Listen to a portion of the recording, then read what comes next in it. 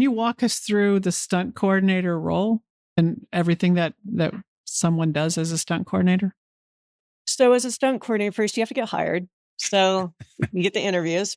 And up till really recently, I'd have to say in the last couple of years, many times I'd go in for that interview. So you get maybe a script or part of a script. Sometimes you get the full pilot, let's say in a TV series, and you go meet with the director and you find out if you're a good match for that director. I would say up to very recently, I would walk in the room and they'll be like, a female stunt coordinator?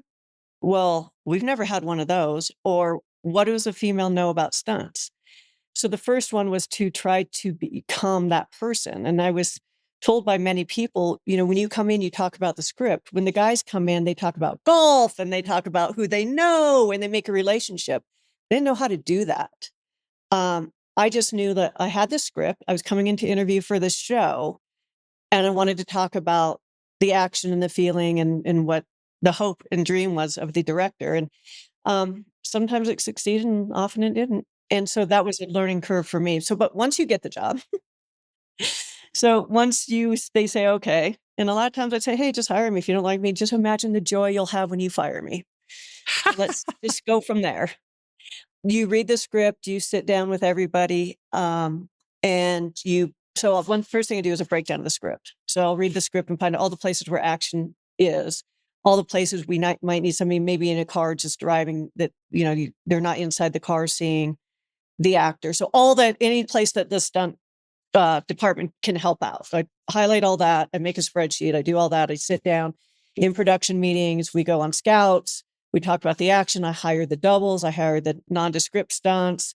And really we work making sure that action comes to life on the page. I ask a lot of questions now with the writers when I can ask the writers, like, what did you want in the scene?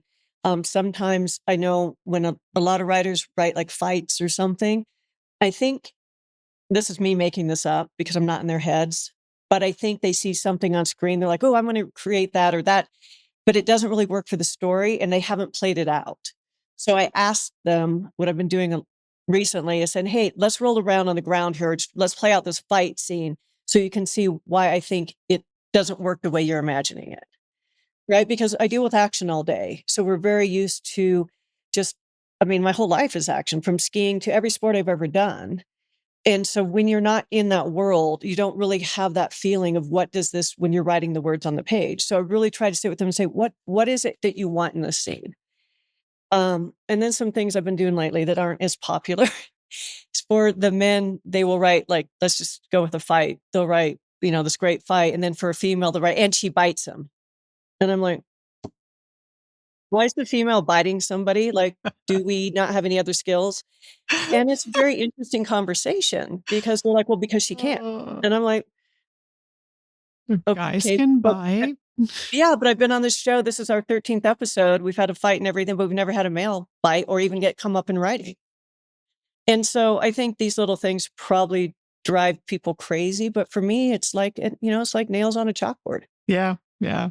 I feel like we could take this conversation in a whole nother direction, but I will resist and turn it over to Sandy for a moment. I think we're doing pretty well in naval aviation, hearing all these stories. You'd have to ask a female pilot. I guess you wouldn't want to ask me. But gosh, so I imagine there are situations where, you sort of alluded to this already, but where you've looked at the script in a scene and going, not only could I make this fight better, but holy cow, they're missing an opportunity here. There is such a cool stunt we could do that would really raise the bar. And, that's dangerous for you to bring up because you might get the director or the scriptwriter angry. But if they're good people and they're receptive, they may go, that's actually a pretty good idea. Let's try that. Where's the balance there? It sounds like it's probably not in your favor. Here's some things that I work on constantly. One, I want to know like the feeling of the show, because a lot of times so I started in features and I went to TV because there's more opportunities for females in TV. So in TV, you really have to look at the pacing of your 42-minute show or whatever, an hour show. If it's on a network, it's like 42 minutes. If it's on Netflix, it can be whatever. So you have to first look at your distribution package and what they're showing in that show and the pace of that show. Because a lot of stunts get cut really quickly if you're not getting to the point or there's not something in there. So I try to really figure out what is the story and what's important to the editor or to the writer or the showrunner or whatever. And then the next thing I do, and it goes above and beyond, I think a lot of people don't do this because it takes a lot of time, is I read the scripts and I see where he can be turned to she, or where they're saying they're looking at hiring a lot of the diversity isn't as much as, let's say, we were doing an Army film. And I'm like, there's a lot of diversity in Army films. Why are we not seeing that in these scripts? Even though that technically isn't my job, it is my job, because it's my job to promote as many stunt performers and get the people who don't have as many opportunities into my shows so that they can work the next show and increase their credit list. So I'm always reading the script to be like, hey, why does it say he here? What's he? Why?